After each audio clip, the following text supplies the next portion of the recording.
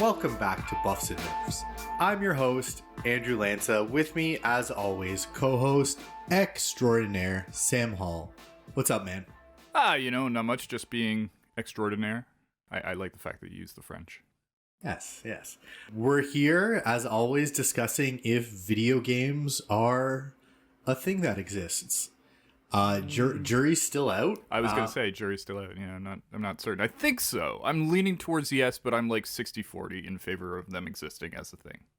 I'd like to get to the bottom to this. Maybe today. I don't know. If not, maybe today we can do like a, 3-part expose. I mean, if you want to make it short and brief and just skimming over the topic, 3 parts, I think this is like a full 1960 season of 626 episodes a year.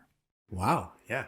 We'll get what's the dude who did like the baseball in the Vietnam War? Oh, Ken Burns. Ken Burns, thank you. The name just couldn't. We'll get Ken Burns on this. If are video games literally a thing?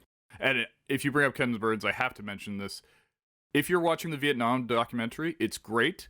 But anytime that you think it's going to go cut to B-roll of people shooting guns, turn the volume down. The mix on that is really off. Okay, very specific tip on the sound mix of the Ken Burns documentary series Vietnam. That's why people are here. So today we got a little bit of a loose show.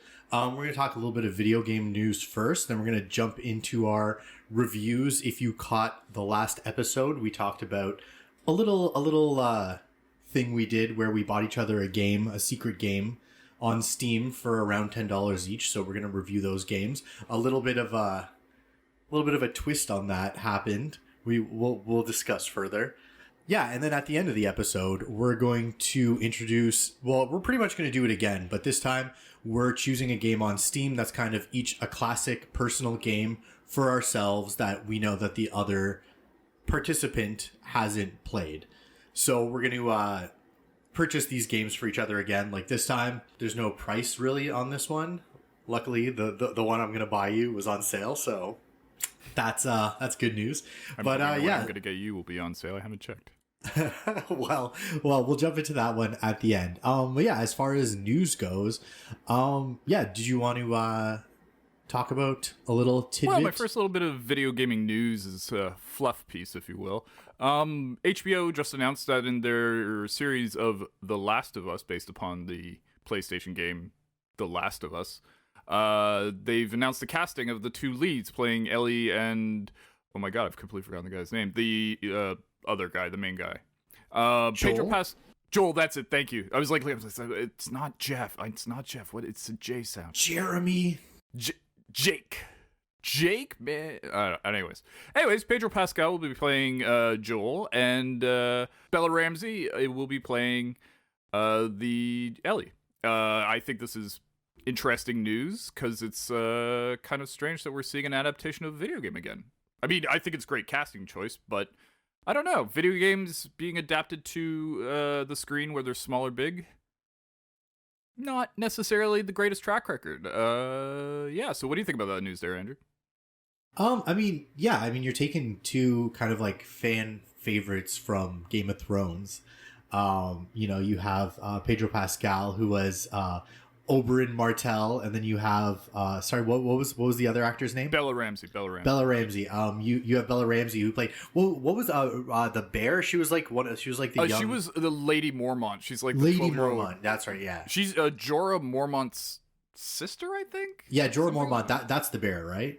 Is that what I'm thinking? There's Jorah Mormont. That was the bear. Then there's Jorah Mormont, who is the dude who's in love with the Khaleesi and just hangs around with her for the entire series. He got expelled from being a Mormon or whatever. Yeah. Okay, right. Obviously, I'm a little rusty on the Game of Thrones lineage, but yeah, she was great in the show. She did a really good job. Like as far as like those later seasons go, she's like one of the few standouts of those later seasons. Like she's fucking badass. Like she's a great it's a great role, and she's really good in it. So yeah, I'm really excited for this. I'm like a casual Last of Us fan. I never beat the first one, although I have tried multiple times. I think I've neither have I talked about it on the podcast before. But yeah, like I'm interested. Like, you know what? I always wanted to get through the games, but what kind of prevented me getting through the games was like, I don't know, I just didn't really like the just the gameplay mechanics of the game. I thought the story was great, but I just thought like the combat mechanics weren't that great, and I thought the stealth mechanics weren't that great, and I don't know, if I could get the story in like that, in a passive medium as opposed to like a medium where I have to participate in, I think I'm all for it. I'm down. Well, not always, but in this case specifically with Last of Us. I think the setting is interesting enough that it could handle a series. The plot of Last of Us is really just, it's a giant escort mission in a weird sort of way, but I'm cautiously optimistic, I think I would say. I do like Bella Ramsey. Yeah. She's great in Game of Thrones. She does the voice of Hilda in the Hilda animated series on Netflix, which is really good.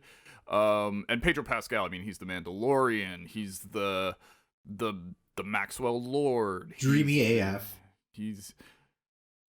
I don't know about the mustache. It's like, I don't want him to have it, but I don't want him not to have it. The mustache, the mustache stays. To each their own, or chacun son goût, as the French probably don't say it that way. They probably pronounce it properly. So but my thing is all just like video games getting turned into a TV series or a movie. It's sort of, I think the issue there for me is that when you make a movie or an intellectual property about a game I played, like, video gaming is so personal. It's like, I am this character. I am Joel. I am Ellie in the sequel. It sort of becomes like, oh, this isn't exactly how I did it. Like, it feels like watching someone else retell a story that happened to you, but not getting it right and compressing it. So, but I'm optimistic. Actually, I'd love to see them basically keep the same concept and storyline. I won't spoil anything for anyone who hasn't played The Last of Us, but it's a pretty straightforward.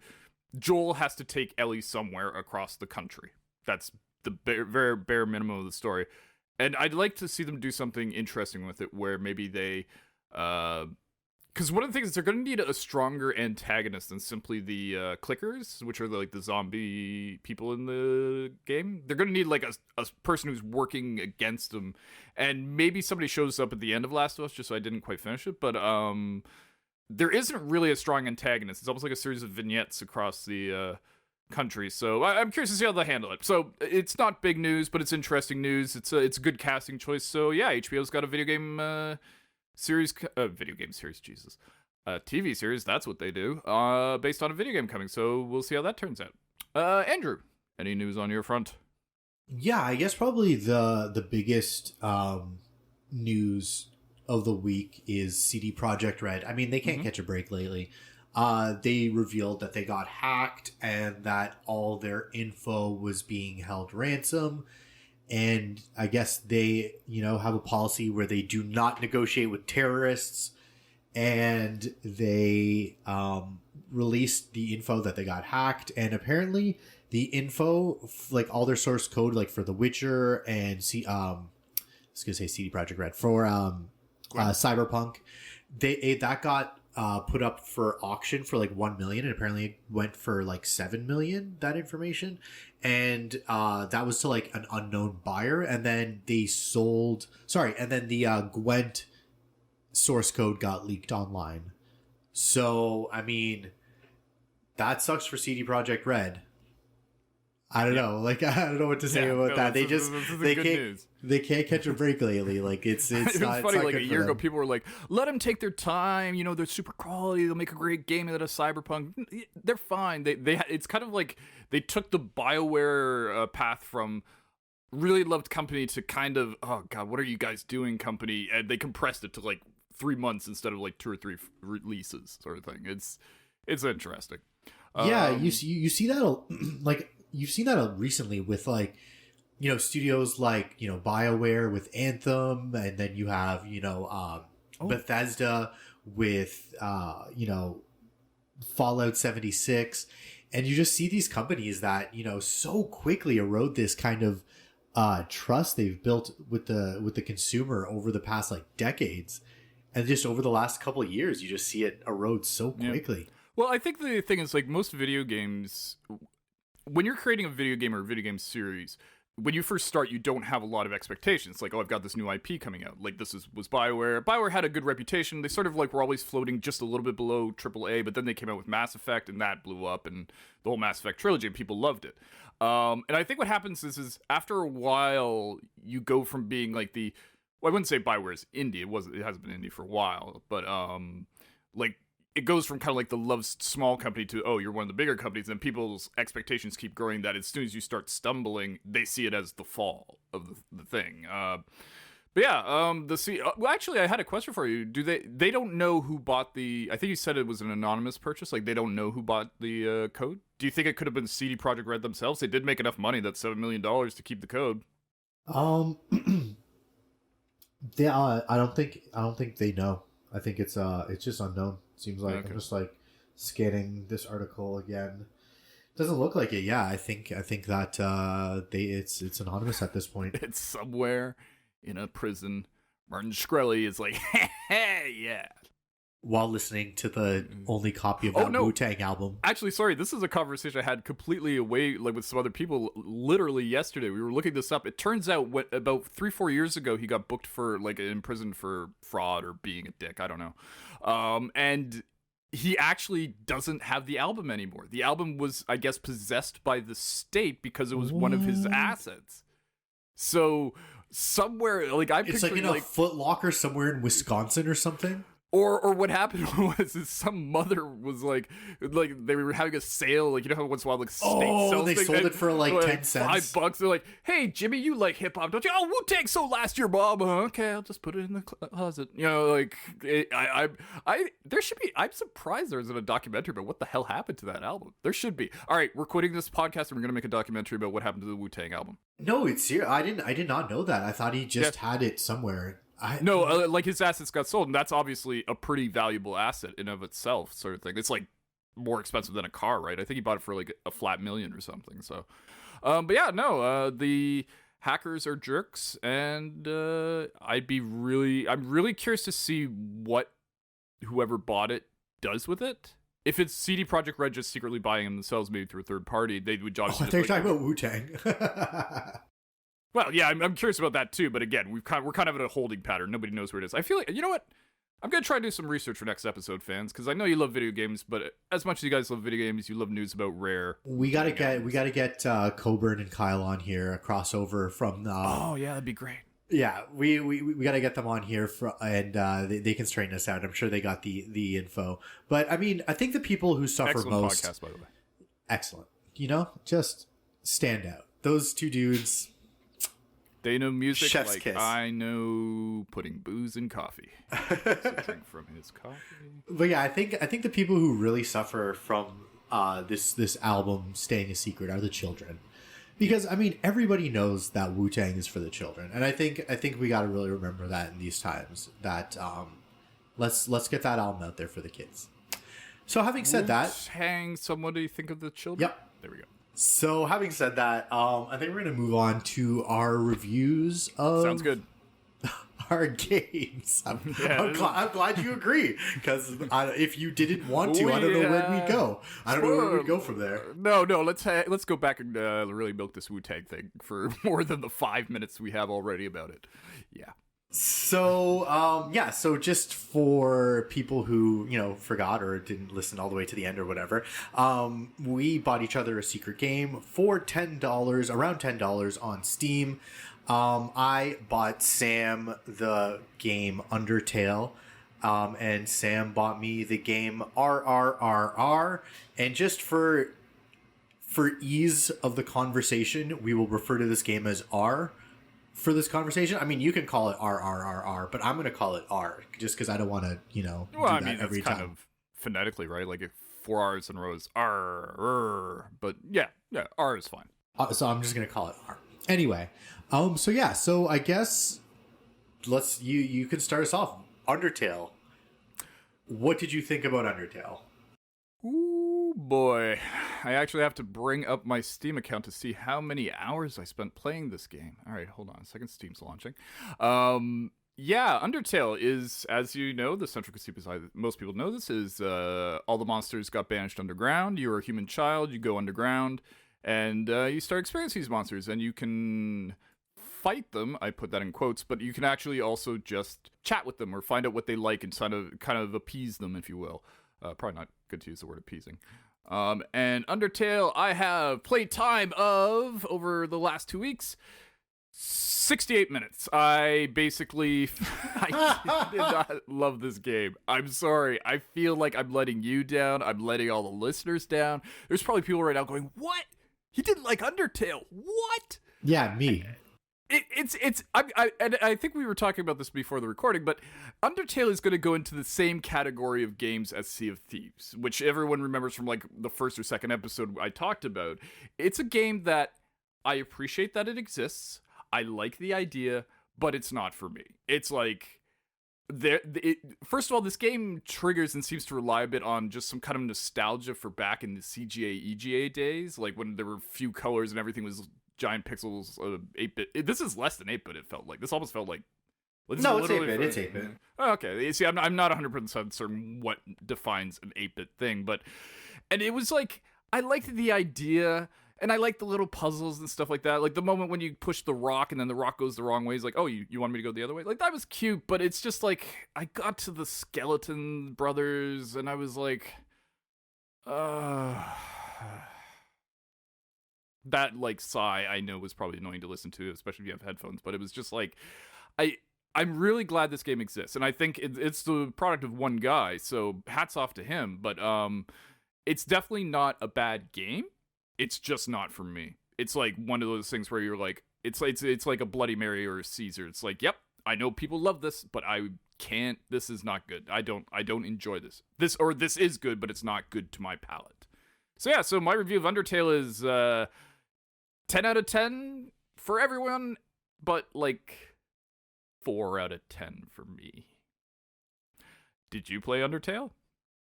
Yes, but we will first. I think the question you should be asking is, yeah, did you play R?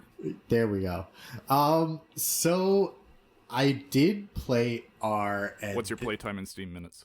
37 minutes. There we go. We're off. You watched me for like a solid like 20 of that, maybe. Yeah. But I think some of that was when you were just like checking other things, so you were still screen sharing the game. So essentially, R it's like a black and white platformer. The art style is not terrible. It kind of reminds me like I can't believe this game was $10 because like it looks okay for like a Flash game. If this game was like free or 99 cents, I'd be like, yeah, sure, fine, whatever. But that it was $10 is shocking. It's this like black and white platformer. You're this like little rabbit, and you have this little gun, and you just go around platforming and solving little puzzles. But the controls are so bad. You're fighting the controls the whole time. They're super floaty and laggy and unresponsive to the point where it's just you're just fighting the controls the whole time. You know exactly what you're supposed to do, and you see what objective you're supposed to do, and you're like, okay, I need to get over there. And then instead of like going through and just traversing this landscape, as I said, you're just fighting the controls. So I played a bunch of this, and then I was like, fuck it, I'm buying 37 minutes being a bunch of this. I'm assuming it took you a minute. No, this is even that's even less than that. I was getting I'm counting when you were showing me. But I made this decision though after like, I don't know, half an hour, maybe no less than half an hour. Anyway, I was getting frustrated, and I'm like, I have nothing to say about this game, so I downloaded Undertale. So now switching gears, Undertale, I have played 4.6 hours of. Let me tell you, I could not disagree with you more. I love this game. I would agree with you. It relies a lot on nostalgia, and it's this 8-bit game. But I think the art style again for 8-bit is beautiful, especially some of the later areas. The art style is beautiful.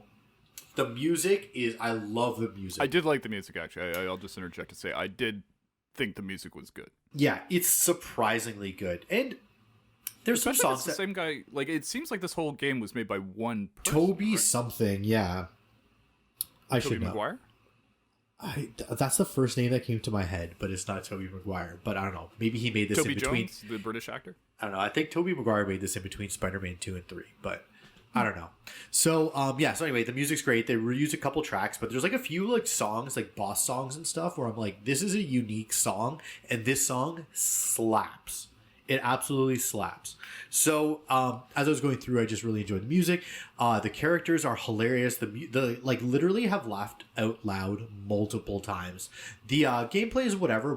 Honestly, I don't like in RPGs where there's random battles, and I find that this game's battles are so fun that I wish there was more random battles. And sometimes I find myself, I don't even need to grind, but I'm just like walking in an area back and forth just because I want to fight more people because it's a good time. It's like we explained it before. It's like every attack that the enemy does is like a bullet hell attack. But what's really cool is later in the game, there's like things where like there's different iterations of that where like there's times this one boss turns your block heavy, so it almost becomes like a platformer, like a running platformer where like shit just keeps like coming at your character and you're on the ground and you're just like running over these like obstacles, like jumping over these obstacles. There's other ones where you have to like use the boss's attack against them, so it's like their attack, like your attack does no damage to them, so you're like you have to kind of bait them into attacking where they are because like they're constantly moving around the screen, so you have to bait the enemy to attacking, and then it breaks out of the box and it attacks the enemy, like the boss. So I thought that was like, it's like a really neat mechanic. The fighting is, I think, really done really well. The one thing so far that I didn't really enjoy was it has the same problem sometimes that I found that the Mario and Luigi series has on the Nintendo DS and 3DS. Those are like turn-based RPGs where they rely very heavily on like characters and like comedy that at times I'm just like, all right, fucking get on with it. I want to play the game some more. Like this is funny, but like this whole like little interaction has worn its welcome out like 30 seconds ago and it's like still going on. Well, sorry, go on. Sorry, yeah, if you don't mind me asking, you said you had laughed out loud at the game. I got to the point where you're basically going through a bunch of puzzles with minor spoilers for Undertale, the Skeleton Brothers, like Papyrus and I think Sans and Papyrus. Yeah. Had you laughed out loud by then? Because I'd gone through the whole thing, like, yeah. Maybe some nose exhales, but that's like very early in the game. If you like just got to the brothers, that's like very early. I feel like, you know what I should do? I should come back to this game in like a year or something. I don't know. Anyway, sorry, go on. But yeah. Also, you said we talked before, and you're like, every time I got to a checkpoint, I'm like, all right, I'm playing something else. For me, I was like, okay, good checkpoint, boom, save. All right, let's go, let's keep going. Yeah. I want to know where the story goes. I thought it was like there's these like really funny interactions where you can like flirt with people, and like there's this one character you flirt with, and then you like go on a date, and then like the battle screen becomes this like dating mini game. It's so weird, but like you're like a child, and I'm just like, what is going on? You can like flirt with every monster pretty much. I don't know, it's just so strange and such a strange game. Like at times it kind of suffers from that like LOL, I'm so random. Like, you know what I mean? Like, yeah. Is that kind of like humor I felt that from the start, to be honest. Like I felt like it was sort of like, I get the humor you're going for. You're subverting expectations and self-aware frogs telling you about the X button. It's just sort of again, it's not my sense of humor and it's not my style of game, so that's why I bounced off it. But I can appreciate that a lot of effort went into this, and it is apparently a good game. But I'm honestly really enjoying it. And again, like, well, just as far as the irreverent humor goes, like I'm looking at like the Undertale background on Steam, and it's literally like the Doge, like Dogecoin, Doge or whatever, like the from the meme. So it's like going into it, you got to kind of expect it's going to be the humor's going to be like a little cringy at times, and there are times where my eyes are rolling to the back of my skull, where I'm like, okay, that's like. But then there's been a handful of other times where I'm like, so there's things like every time you go to a town, every little character is its own little sprite. Like there's just some little character where it'll just go up to it and he'll just be like, I love spaghetti or something. I don't know, whatever they say. And it's just like some completely independent sprite that is never used again in the game. Like so many RPGs, they just like have like town person number 1, and like that person is used for like 60% of the townspeople in the game. Yeah. or type thing. So I could just see how much like I can see if this was made, or it seems like this was made by one person. Like it was a labor of love. Like I can just tell. It's like it's such a love letter to like games like Mother or North America Earthbound and like Legend of Zelda, like all the like and like so many ape like the the art style like is ape. So like it definitely relies heavily on the nostalgia factor to really sell the game. But I don't know. I guess also maybe again you don't have that nostalgia for it, so so you're just like, what is this game? It's cringy. Like the touchstones don't resonate with me. Why would I give a shit about some like game that's fine with like kind of a slightly interesting battle mechanic? Like I get it. Well, for me, it was like, okay, first of all, I just looked up it. It's Toby Fox is the guy. And apparently he's working on a sequel for Undertale.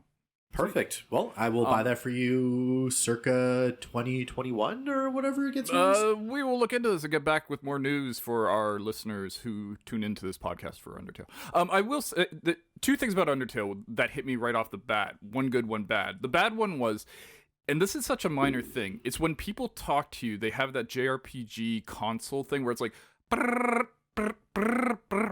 like going across. Sorry, sound editor Boyan, for doing that to your ears. Like it's that in when playing text annoyed me. Now I could have muted it, sure, but just the fact that that was there from the beginning, it's sort of like, but it is one thing I will say actually that I thought I was going to hate about this game was the bullet hell. I thought the bullet hell, I was like, oh, I don't like bullet hell games. This is going to piss me off. The bullet hell sequences were actually pretty okay. I didn't mind them much. I like the fact that they changed and like I remember one guy is crying tears on you, but if you pacify him, his tears start to go up or avoid you. Did you again, spoilers for Undertale. Really early on, you meet the person who helps you around, Goat Lady. Toriel or whatever her name is. Toriel or something. Yeah, exactly. Yeah. Now I kept mercying her until she stopped at the point when you get into conflict with her. Did you do that or did you fight her? First of all, I flirted the heck out of her. Ugh. Yeah, and she's like, first I called her mommy or mother. Oh, I did that. Yeah, I was like, and then I started. I don't want to do this, but I got to see what happens. And then I started flirting with her, and she's like, "That's weird that you called me mother, and now you're flirting with me. That's a strange thing for my child to do." And I kept flirting with her, and then she was like, "This ends now," pretty much. Right. Yeah, it was. Yeah. Okay. But, so you know what I did? That made me laugh. So yeah. Okay. Before the brothers, before the skeleton brothers, there you go. There was a genuine laugh I had. But what I was going back to was with the Undertale thing, if you keep mercying her, eventually she gives in and lets you go, right? So, but what was interesting is every time you mercy her, you'd have to do a bullet hell, but then it became this weird non-bullet hell where you just kept your thing in the middle and the tears that are supposed to damage you sort of went off and fell aside. Like, she's like, I don't want to fight you, so like the thing she's using to fight, as long as you don't move, don't attack you and don't hurt you. I thought that was interesting. I like the fact that the bullet hell wasn't just one thing and it was unique for each it's one. Not like the one frogs. note. Yeah. Like I thought that was well done. Definitely the attacks are like reflective of the enemy, and there's times where like there's this one boss that like you beat, and then the boss is like, no, like you can't beat me, and like comes back, and then they do this like the same bullet hell attack that they've always done, but it was like relatively easy, and then you just like block the attacks, boom, perfect. Hit them back, they go down, then they're dead, and they come back, they're like, no, like I won't give up, and then it becomes like easier and easier every time you like take them down, and then by the last time it's just like these attacks are just like so feeble, and you can just really feel that like the enemy is just like you're wearing it down. So like like you said, they're very reflective of like not only like the enemy but like the context of the enemy. Like you can like you said, yeah, like you can cheer up an enemy during a battle, like as I said, flirt with them. You can flirt with them or ask them about their day or like whatever, approach them, jokes. Yeah, laugh at their jokes. There's like dogs that you can like pet, whatever, and then they like get easier. Then you, as we talked about in the last podcast, I don't think we mentioned it this time, you can actually go through the game and not kill anybody. And there's like times where like there were some bosses I killed, and then some bosses I left alive, and then like later on you get to this tavern, and then there's like some of the bosses that you left alive in the tavern. So I was like, oh man, if I left them all alive, they'd all be just chilling in this tavern. Wait, you're killing the bosses? When I was playing, I was like, okay, I'm not gonna kill anybody. the thing is, if you don't kill people, you get like no XP and like you don't level up. And like that was my problem. So then after a while, I started like killing more people. And like I get it. That's the point of the game. It's like if you leave them alive, but I don't know. Some people I kill, some people I left alive. Well, it's funny actually. The more I talk about this, the more I find things I was interested in the game. So I'm gonna raise it from a 4 out of 10 to like a 5 out of 10. Again, it's just the playstyle itself is not for me. But I was actually curious. I noticed that if you let people live, you get gold, but you get no XP. And I was like, can I be level 1? Yeah, probably. Can I be level 1 right to the end of this game? So I was actually trying to do that. I was trying to let every single thing go. It's just, but also the presentation you get like, was my issue. Yeah, so the thing about that is if you kill an enemy, you get like 100 XP and like 50 gold. While if you let them live, you get like 0 XP and like 12 gold. So like I get that there is an incentive to, you know, kill enemies, and like kind of like if you don't do that, if you kind of don't kill enemies throughout the game, it's going to make it harder. But, you know, there is going to be that like satisfaction where you did beat the game that way. I don't know. I feel like maybe like also there gets to be a point where like if you're under leveled, like the bullet health sequences are just taking so much health off you. So like where I'm at now, I feel like I'm like 50-50 with like random mobs. Like I'll kill some, leave some alive. And like you can tell the dialogue a lot of times is like there was one part where like I just like went through this cave and I just like killed everything in the cave because I'm like, yo, I just need some money. So I killed everything in the cave, and then like later on somebody's like, I watched you go through the cave, you murdered everything in that cave, or like you slaughtered your way through that cave. And I was like, oh shit, I did. This game is sentient. But yeah, I don't know, there's just so many little touches that I just really, really, really loved Undertale, like genuinely. Wow. It's again, I feel terrible. I feel terrible that I don't love this game. I mean, it's okay. Like the game has not much impact on me. I haven't even played enough of it to really truly comment on the game. Like I usually at least want to try a game for a bit before I decide I don't like it. But I can't remember the last time I bounced off a game this fast. Like it was just like I think you just have to get past the presentation of the 8-bit. I think you're just in your brain. You're like 8-bit is old.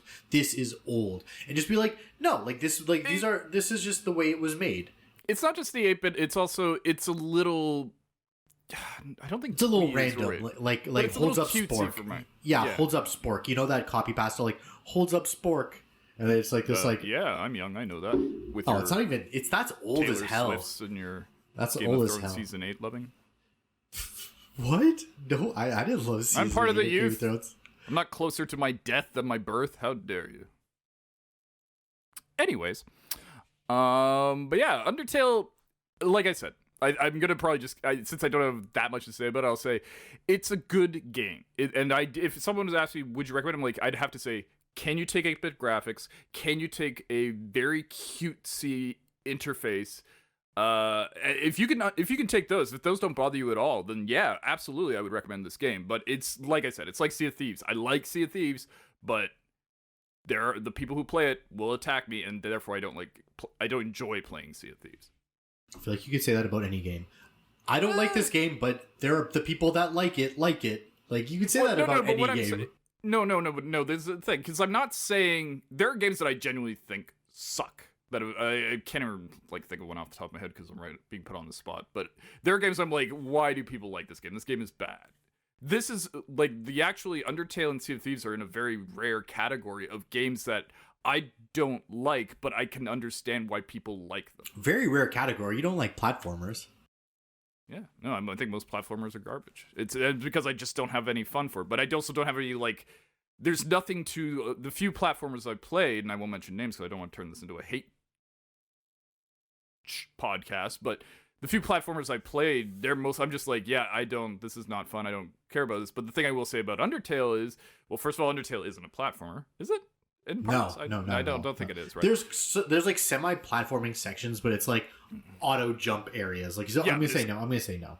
Yeah, it's an old school turn-based RPG, very basic, and then it's just like the element of attack is like a bullet hell. Like that's the twist, and then there's obviously other deeper systems to it. But that's one thing I really liked about it was the basicness. Is how you had you put your pause menu, you had items. That's it. There's items, and you can call people on your cell phone. That is it. I don't know. And you have a very limited inventory. You have 7 slots in your inventory. I don't know. I really like that simplicity. there's tons of games now that we play, you and I, also generally the public, that there's just all these ridiculous systems that are so involved, and there's like menus and sub menus and perk trees and yada yada yada. Don't get me wrong, I love that shit. Anything. Assassin's Creed. We've been playing Deep Rock Galactic recently, learning those systems. Those aren't as in depth. Yeah, same. Oh yeah, same. Those aren't as in depth, the systems of Deep Rock, but like, yeah, they're like it's just kind of refreshing to like play this game that's just like kind of sweet. It's kind of silly. It's very simple. It brings me back. I can just kind of kick back and play this, get a little stoned, and just enjoy it for what it is, and not have to like be super involved in it. And then there are times during a boss fight where I am like sitting on the edge of my couch, knees like elbows on my knees, leaning forward, where I'm trying to beat this bullet hell part where I'm trying to fight a boss. But like, I don't know, man, I found it very, very enjoyable, very peaceful, very relaxing, very sweet, very irreverent. Well, if I can go on a slight tangent from Undertale, have you never played a game where you're like, I can tell this is a good game that everyone enjoys, but it's just not for me? You've never... I have. No, but you specifically said with Sea of Thieves, you're like, I don't really like Sea of Thieves, but the people that like it, they like it. No, you're like it's like with Sea of Thieves. Sorry, I must have misspoke there, because what I meant was, I think it's a fine game, and I liked playing it, but since it has those people in it who are just constantly attacking while you're playing the game, I don't enjoy playing it. It's different from saying I don't dislike it. I find it sort of like, it's a great game, but it's not for me, and that's the same thing I'd say for Undertale. Like, you must have had a game. Give me one game. I don't mean to put you on the spot like this, but it just sort of popped up in my head. Is there a game that you were like, I don't enjoy this game, but I see why people think this is great? So many. Throwing it back to earlier in this episode, Last of Us. I have literally tried to play. Oh, another one. Borderlands 2, you and I have got to the same part in Borderlands 2 3 times. I want to beat that fucking game, but I don't know what it is. I just get to this one area, and then I'm like, okay, I'm at this area. This is new. I'm going to put this down, and I'm going to come back to it. And then something comes up, and then I never go back to it. I know exactly what it is. It's this one area where you're in this like swamp, and it's kind of like acidic, and like everywhere kind of hurts you. Mm-hmm. I don't know what it is. Same with Last of Us. I know it's a great game. I know it's a great story. People love that game. I have tried to play that game about 2 or 3 times. I've gotten a little farther every time I've played Last of Us. It's not like Borderlands, for whatever reason, I got to that same spot. But in Last of Us, I got a little farther every time I played it. But same thing, I can't beat that. I mean, also there's a shit ton. Fallout 4. I played maybe 3-4 hours of Fallout 4. I just couldn't get into it. I know people love that game. Witcher 3, I played maybe 10 hours of Witcher 3, maybe a little bit less, like 8 hours of Witcher 3. I'm like, I God love this game. I can see this is such a well-made game. I just can't get into it. So yeah, 100%. There's 100% games like that. Well, how you feel about those games is how I feel about Undertale. It's like, and you know what? I'm glad for this. I mean, you still should have played it for more than an hour, though. No. Well, I guess you know what? You seem to take a while to make... Well, not take a while. I mean, you certainly give it longer. But I guess so. You've talked about games that you can see why other people like. You gave it a chance, it didn't work. But you've never played a game where you've, like, started playing it, played for a very short amount of time, and gone, nope, this game is not for me. I can see why other people will like this, but this game is not for me. Because that's what Undertale is for me. Yeah, not just a game you're like, other people like... Yeah, it must have happened. That's a good question, actually. Let me think. There 100% has to be games. I'm going to say probably Fallout 4 is probably the closest. Yeah, if you're saying you've only played 3 hours, that's equivalent to like my hour. Yeah. I played literally, I'm going to say under 4 hours, probably closer to 3 hours of Fallout 4. And like the whole time I was just like, I am not into this. And like 100%, like those games are just not for me. Same with another Bethesda game. Same with Skyrim. Played like maybe 4 hours of Skyrim, where I'm just I'm like, this is cool. Like I just need more of like a direct through line, and like I've said that about Bethesda games so many times. I just need a stronger through line. I actually kind of agree with you. Now we're gonna shit on you, Bethesda. We're putting you on blast. No, I'm just kidding. Their plot lines at Bethesda, like they have such a like. There's this urgent quest you have to do. We need to save the world. You need to save your child. Oh, hey, this guy over here needs help getting apples for his farms. Go help him with that. Like, definitely, I like those games because I like kind of getting lost in the little side stories and ignoring the main plot line. But they are very... I'm not sure if nebulous is the word I'm looking for, but they're very non-linear almost. They're just kind of like, okay, here are the 8 quests you're going to do to complete the storyline, but you're not going to, like, we don't shove them, like, one after the other. It's always like, okay, now go over to this other part of the map and you'll probably pass 4 or 5 things on the way kind of thing. So, yeah. I feel that criticism is justified. It's not even a criticism. In both those games. It's not even a criticism though. Like people love that. I just personally, I like, I thought Horizon Zero Dawn did a great job where it's like, you're on this big world, not even that big, but like, it's a pretty big world, but you have like a very like, okay, now you're going to this area, now you're going to this area, now you're going to this area. And there's like, the classic kind of Ubisoft style of, side quests popping up as you go. You got to climb a tower, which happens to be a fucking moving brontosaurus, like metal robot brontosaurus. I quite like thing. that, actually. I thought it was one of the better innovations. Yeah, so it's like, I mean, that's essentially like the climbing towers in Assassin's Creed. So it's like, I like that more so, where it's like there is more of a stronger through line, more of a stronger narrative that pushes me throughout the campaign. But yeah, those games, not for me. Just like I don't like point-and-click adventures. We were talking about this earlier today. Point-and-click adventures are not necessarily for me, but I can tell when they're super well made. There's just some other games like racing sims, like a Gran Turismo. Like, hell no, I would never play a Gran Turismo. But that's fine. I can see that those games look beautiful as hell. They're super super realistic. People that love them, as as has been said. But yeah, so overall, I get why you wouldn't love Undertale. But I have played, as I said, 4.6 hours.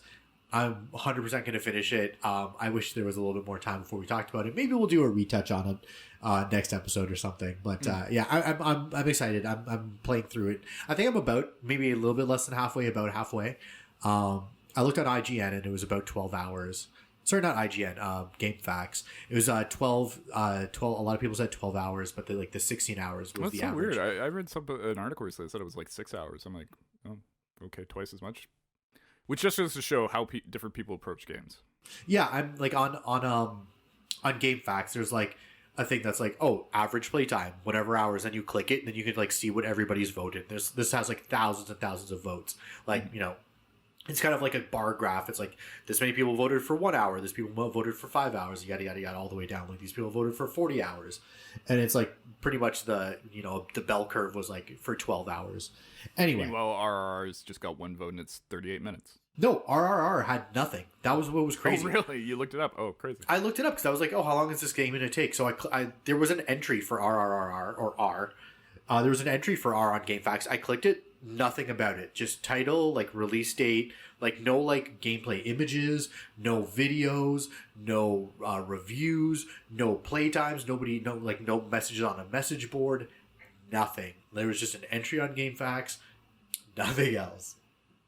Anyway, personally, I guess we'll sum it up with R would not recommend, Undertale would recommend. Yeah, I'd say that. I agree with that. I looked at R and it's definitely not like platformers are for me, but Undertale, even though I don't care for it, is a good game, and I can tell that it is a special game for some people, so I would recommend it if you're interested in it. Absolutely. All right, well, I guess that's going to take us to, so not next episode, because these choices are going to be a little bit more meaty as far as content, playtime, whatever.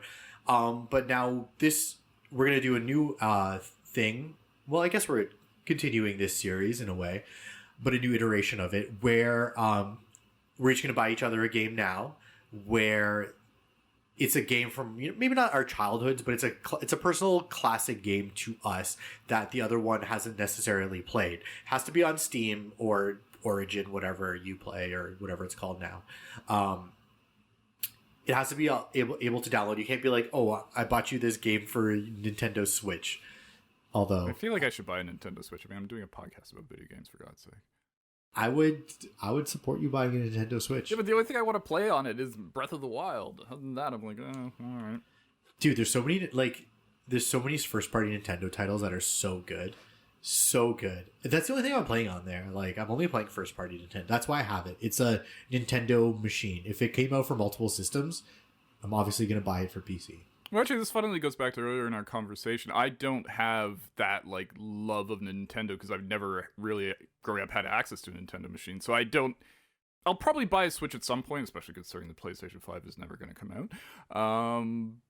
Yeah, maybe I'll buy a Switch, actually.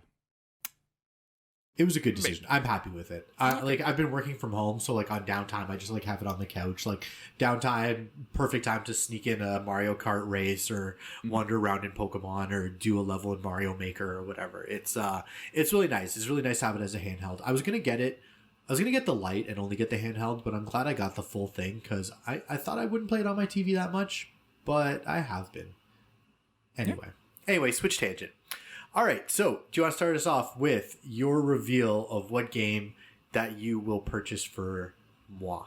Oh, I wish I had gone to Wikipedia to get a little bit of stuff about this game. This game is a classic amongst the PC gamers. You've played this game. You should just talk about it. You should know. Why do you need a Wikipedia article? Because I need to do the information, like when it came out, blah, blah, blah, that sort of business. You know, to give you the real. This game came out in... wrong Wikipedia entry. This game came out in... God, isn't this great, listening to people look stuff up? On November 19th, 1998, 2 years before the year 2000.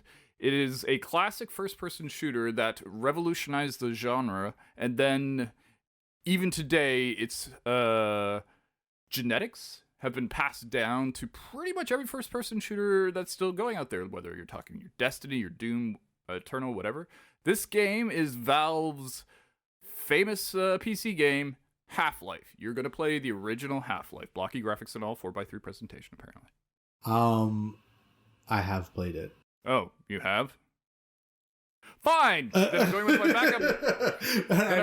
I've played Half-Life 2 as well. Well, then you're gonna get Deus Ex. That was my other choice. You know, I kind of was like, I wanted to ask you before this when you played it. I'm like, there's a good chance he's played it. Yeah, I played it like back in the day on my shitty computer. Like I would barely say I played. Honestly, you know what? I'll do Half-Life. Honestly, I'd rather revisit Half-Life because I played it back in the day on like my shitty family computer, and like I didn't beat it, but I played most of it. And then Half-Life 2, I started playing Half-Life 2 and that like my computer could like really barely run Half-Life 2. Like it barely ran Half-Life 1 and like Half-Life 2. Would you prefer to get Half-Life 2? Because Half-Life 2 is the better game. Absolutely. Yeah, I've played Half-Life 2, I've played like Half-Life 2. Yeah, I played a couple hours of Half-Life 2. And like this is like back in the day. This is like 2001 or something like that, or whenever. I don't know when Half-Life. Insane because the game came out in 2004. Were you the guys who stole the code? What 2000? Oh, what Half-Life 2? Half-Life 2 is 2004, but I will get you Half-Life 2 because that. What's the one where you start in like an elevator? Do you remember? There's one where you start in a tram going through a facility, like a monorail. That's what I think. That's what I'm thinking. And is that Half-Life 1? Is there a woman going like, "Welcome to the facility"? I don't remember. If you start on a train and then go into a dystopian train station, that's Half-Life 2. Either of these ringing a bell? I don't remember, honestly. Well, if you played Half-Life, I'm going to give you Half-Life. Half-Life 2, by the way, you don't need to know anything other than you saved the world and then you were mysteriously taken away. Now you're back in Half-Life 2, starts you off pretty fresh. Let's do Half-Life 2. That sounds fucking sick. Half-Life 2, yeah. It's a great game. I love Half-Life 2. I'm like choosing games. I'm like, you're like saying again. I'm like, try again. Well, that's the beauty of this thing, right? It's like I spring a surprise on you. Then like this would have sucked if we had gone before. And like, hey, what game would you like? Oh, I'm getting a Half-Life 2. Oh, a Half-Life. Oh, I've already played that. Okay, I'll get you You're getting Half-Life 2. Yay. You know, well, also like how Undertale worked out. Like how I ended up just being like playing like 25 minutes of R, being like, all right, fuck this. I'm buying Undertale. Because I really wanted to buy Undertale as well. The funny thing was, I wanted to buy Undertale too before you bought it for me. So I was like, oh, yeah, I'm getting Undertale for free. Ooh, dodge that bullet. But I also still spent the bullet because I bought you RRR, which was roughly the same price. Ah, well. You know what? Water under the bridge, and that's the fun of this. Oh, that's the fun of it. I was just about to say exactly. Steam. We should really come up with a name with that. We've been talking about this for like weeks, and be like, we should come up with a name for that. We should. Steam Surprise. Steam Prize. No, sorry, edit that out. No, I'm kidding. Leave it in. Supreme. All right. Get back to you guys. We'll come up with something for next time. So You're getting Half-Life 2, which is 2004's classics. It's a great game. I still play it. Yeah. It must have been Half-Life 1 that I played then, honestly. Oh, by the way, was as that a little long ago. sidebar, since you're getting Half-Life 2, you're getting the Source engine, and that'll actually give you access to something called Black Mesa, which is the remake of Half-Life 1 by fans. That is basically Half-Life 1 with the 2004 Source engine. Hell yeah, that's sick, it's much dude. better. Thank All you. right. But what are you getting me? Is it let me make a guess. Earthbound. Okay. I feel like you're getting me Earthbound somehow. No, I couldn't get you Earthbound unless I got you a Switch. Also, Earthbound, yeah, that's like there's like Earthbound is Mother 2, but like no, you're not getting Earthbound. 2? What? 1 and 2 were made, and Earthbound is number 2, and then number 3 will never be made. Sorry, Video game Oedipal issues are confusing. I know. Anyway, I thought you were gonna guess it because I told you we talked about it before. The game I'm gonna get you. And I looked it up on Steam, and it is literally on sale for $2.99 right now. Nice. Praise be. Is a game that we talked about for the Hidden Gems, that I talked about for the Hidden Gems series, Beyond Good and Evil. Oh, right. Yes. Actually, you know what? I was curious to check out the game. This game I will hopefully not bounce off into now. But Well, it's not super long. It's like 20 hours, I think. Sure. Like, it's not like super duper long. It's actually like a bit short. I remember both, like, I've played through it twice, like the regular PlayStation 2 version and then the HD remake. And both times I remember being like, all right, what's next? Oh, we're finishing up. Oh, there's kind of like, I feel like there's like 3 big dungeons and like with like a bunch of like kind of like side stuff in between that you do in between. But I always felt like there could have been more. Anyway, having said that, Beyond Good and Evil, if you didn't hear our Hidden Gems episode, was a game that released right alongside of Ubisoft released it, and they released it right alongside. I think it was released like a week or two after, Prince of Persia. So all like the like the first one, Sands of Time. So all their marketing might was behind Prince of Persia. Technically, the first Prince of Persia was actually released in like the early 90s. Okay, you're right. The first remake. You're 100% right. The old school Prince of Persia for like the NES. And but shit. Yeah, the new Prince of Persia series that was sort of popular in the mid to late 90s. Yeah, the remake, the 3D Prince of Persia. Yeah. You're 100% right. So like the fanfare and all like the marketing push was sent to that. Beyond Good and Evil was this weird game that kind of a mix between like Ratchet and Clank, Pokemon Snap, Metal Gear Solid. Like there's like a lot heavy rely on photography and taking photos of different flora and fauna throughout the world, and then using your camera to expose like government corruption, where you like sneak into these like government bases where you have to like sneak around from these guards and then like take pictures and uncover these like this deep conspiracy that this like government's doing. There's a great cast of characters. The art style is really cool. The music's really fun. I've listened to the soundtrack, not playing the game many a times. The soundtrack's really good. Has this great endearing cast of characters. The characterization's really, really great. And eventually there's going to be a second one coming out. It's been in the works for like 13 years or something like that. Anytime anybody sees anything about it, it looks amazing. So hopefully eventually you'll be ready for that. So that's what I'm going to get you. And as I said, luckily it is literally $2.99 right now. When I saw that, I instantly purchased it for myself. And I was like, I hope you don't see that. That's adorable. Yeah, I fucking love this game. The last time I played it was the PS3 HD remake, which I don't know if this one is the HD remake. I'm going to assume it is. It is. And even if it isn't, fuck it, man. It's like, it's a game from the 90s. I'm not expecting photorealism. No, I think it was released like 2001 or 2002. Now I should have that up. Okay, yes. From the early 2000s, the time period right after the 90s. I mean, I when you talked about that game, I remember going like, oh yeah, I'd be curious to play that game. I mean, it's not like been burning a hole in my brain, but yeah, I'm looking forward to it. Gotta say, probably more so than Undertale. Well, hopefully it goes better than that. I'm sure our first round didn't go too well. You know what though? This is the fun of it, right? Like it's if 2003, by the way, it was released in 2003. Oh wow, okay. So it's only like a year before Half-Life 2. Look at that. We're getting 2 games that are almost released at the same time. On a geological time scale. That's good. I've always wanted to play Half-Life 2. Because, so I guess I've played Half-Life 1 only, and like on a janky PC, and I've never played Half-Life 2 at all. It sounds like you haven't, because what I described, you spent like the first, I won't say anymore, but the first section you would be like, oh, I remember this setting. This setting is like I said, a dystopian setting. You definitely wouldn't be like, oh, was it in an elevator? Mm-hmm. Yeah, well, I think you might like it. It has a great protagonist. Her name's Jade. She's like a really great protagonist. So this game was really hard to market when it first came out. So it's kind of like gained this cult following, especially. It did relatively well for its HD re-release because the cult following has built, which has only increased since the HD release. So enough that they're doing the sequel. So hopefully that you'll enjoy that. I'm looking forward to it. So I think we'll come back to that, not next episode. Maybe we can do like initial thoughts, just like a quick blurb about it. But then we'll actually do like a full on kind of thing. Yeah. We'll do like a first impressions, then we'll do like a full on teardown review. And, like that'll be good for me, man. Like I'll be reviewing this like fucking icon of a game. Like for you, you'll be playing a game that's fun. By no means is it my favorite game ever. Or like, it might be some people's favorite games, but it's definitely like a respected kind of cult classic. But I wouldn't be like, yo, you're about to have your mind blown with this game. You're just gonna have a feeling you're gonna really enjoy it. It's gonna be really fun for you. And if you don't like it, I'm excited to hear about that too. Well, the same thing I can say for Half-Life 2. Half-Life 2 is it's not my favorite game, but it's definitely on my top 10 list. Absolutely, it's a fantastic game. Oh wow, really?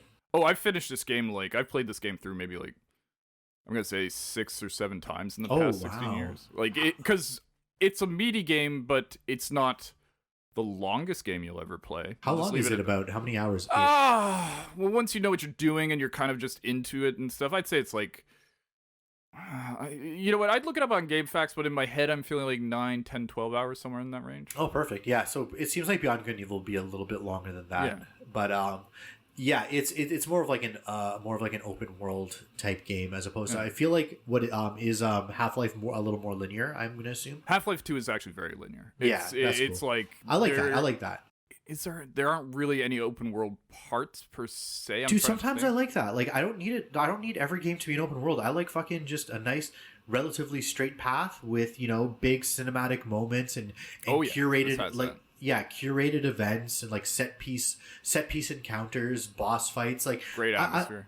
Great atmosphere. I love that where it's like you don't have to waste all this time and resources building this huge open world. You can just really make this like essentially corridor for a lot of these like linear games. You can just like really focus on that and like really just fucking make that the best experience that you can, as opposed to like hopefully maybe somebody will come over here and see this and we got to do something over here in case somebody comes. You know what I mean? They can just really focus all their resources on that one little slice of corridor is the best way to put it. I would say that Half-Life 2 is probably one of the best examples of a linear first-person shooter where it's like you're amazing. I'm so excited then. Yeah, I think you'll like it. Maybe you won't, but again, it's one of my top games, and it also gives you the source engine. So there's a whole bunch of other games. I think since you have this, you could play a hidden gem of mine called Dystopia, but you'd probably need a keyboard and mouse. Ooh, I do have a keyboard and mouse.